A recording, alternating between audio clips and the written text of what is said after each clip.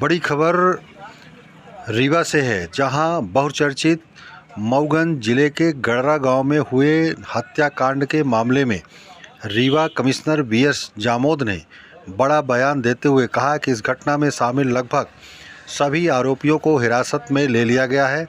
साथ ही पहली प्राथमिकता यह रही कि गांव में शांति व्यवस्था बनाया जाए। उन्होंने कहा कि उन ग्रामीणों से भी वापस लौटने की अपील की जा रही है जो इस घटना में शामिल नहीं है और पुलिस के डर से गांव छोड़कर भाग गए हैं। उन्होंने अभी बताया कि जिन घरों में लोग मौजूद नहीं थे वहां मौजूद जानवरों और बुजुर्गों की भी पुलिस ने देखभाल की। अब स्थिति पूरी तरह से नियंत्रण है।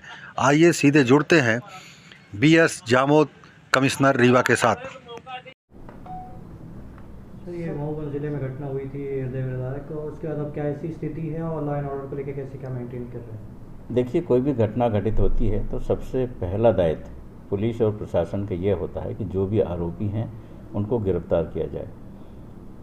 प्रभारी आईजी साहब के नेतृत्व में पुलिस ने युद्ध स्तर पर यह अभियान चलाया था और सुव्यवस्थित रणनीति के तहत जितने भी हमारे मुख्य आरोपी थे इस प्रकरण में, उन सभी आरोपियों को हिरासत में लिया जा चुका है।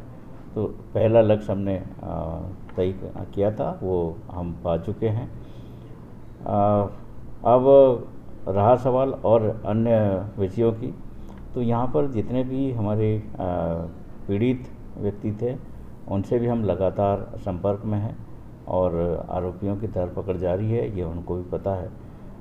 क्षेत्र में शांति व्यवस्था बनी रहे, इसके लिए भी हम सभी लोगों ने प्रयास किया है। सभी सामूहिक प्रयास है। जितने भी हमारे ग्रामवासी हैं उनसे भी हम लगातार संपर्क में हैं। गडरा के जितने निवासी थे वो पुलिस के डर से भागे हुए थे, उन्हें भी हमने मैसेज दिया है कि वो जो कि इस घटना में शामिल नहीं हैं वे सभी लोग अपने घर पे आराम से रह सकते हैं। ये मैसेज हमने कर दिया है और अब गांव के लोग धीरे धीरे अपने घरों में आ रहे हैं, निवास करना प्रारंभ कर दिया है। आपके द्वारा सर पशुओं को और पीने के पानी की व्यवस्था की गई है? देखिए, जो घर के निवासी नहीं थे, बाहर चले गए थे, ऐसी स्थिति में पुलिस बल भी हमारा लगा था, साथ ही प्रशासनिक अमला भी था। तो मूक बधिर जितने भी हमारे मवेशी हैं उनको खाने की और पानी पीने की व्यवस्था हमारे प्रशासन के द्वारा की गई थी।